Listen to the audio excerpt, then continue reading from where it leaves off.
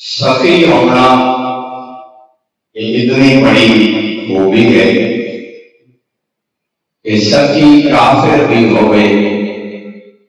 تو اللہ نبی کو حکم دیتا ہے اس کا احترام سخی ہونا نگاہ پروردگار چاہے وہ کافر ہی کیوں نہیں۔ میں دو روایات پڑھیں گے حضرت موسیٰ علیہ السلام نے متعلق، اور پہلے میں اسے حوالے نال پڑھتا اس کے کہنے چند دن پہلے سید الانبیاء کے حوالے نال بھی ایک یہودیہ کے متعلق حضرت کو ایک اطلاع ملی جو بڑے قتل کا منصوبہ بنا رہے تھے، بدریہ بھی اللہ نے مطلع کروایا۔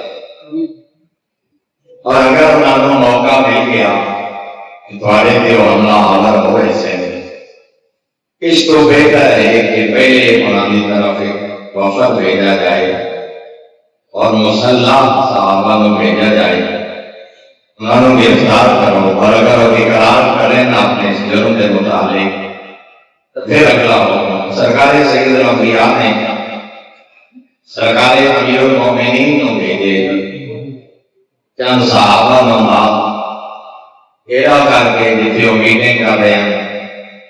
طریقہ دیے جو نہ مقابلہ کیتا، مقابلے سے ایک یہودی ماریا گیا اور دو یہودیوں کو گرفتار کر کے امیر المومنین خدمت اقدس سے پیغمبر بن گئے۔ حضرت نے انہوں کو بچیا کہ میرے رب نے بدریہ وہی میں مطلع فرمائے اور پورا انہوں کا پلان اور میٹنگ یہ دسی ہے سید الانبیاء۔ کیا یہ سچ ہے؟ آگے آگے سچ۔ حضرت نے فرمایا کہ آپ ہن بھی نہیں مندے جو میں اللہ کا نبی ہوں،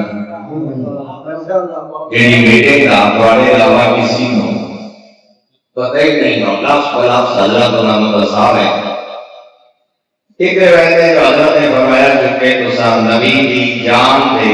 لین دا اور قتل دا پختہ ارادہ ہے، ہن بھی اس سے قائم ہو یا ہن قائم ہو؟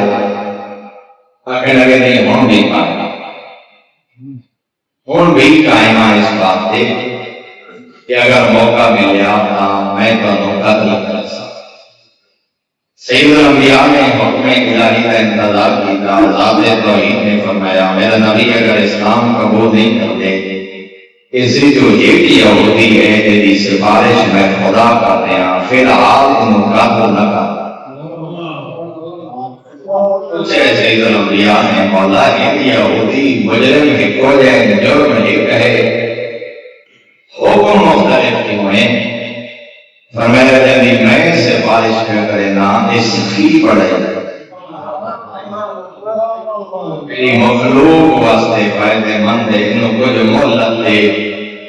ادھر دروازے تو کبھی کوئی بھوکا نہیں اٹھا، کبھی کوئی پیاسا نہیں گیا، ادھر دسترخوان آباد ہوندے جدا یہ حکم الہی سنے اسنا سید الانبیاء کی خدمت دیا جائے مولا یہ تیرا رب اتنا کریم ہے تو ادھر فرعون میں ہی نہیں پہلے میں نے اپنے دین کا کلمہ